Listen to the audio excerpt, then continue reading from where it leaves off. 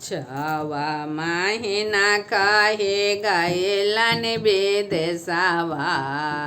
छवा महीना कहे गैलन विदेशवा। अरे बीते गैले बारहो बारिश रे लालनवा।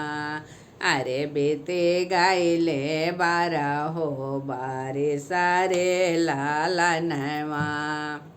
आचार्य के पारे हामा कागजा बनवने। आचार्य के पारे हामा कागजा बनवने। आंगरे के करेला काला मारे लालनवा। आंगरे से करेला काला मारे लालनवा।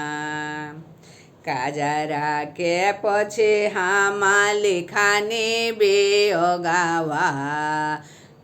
काजरा पछे हामा लिखाने बेओगावा। अरे भेजे दिहने चिठिया विदेश रे लालनवा।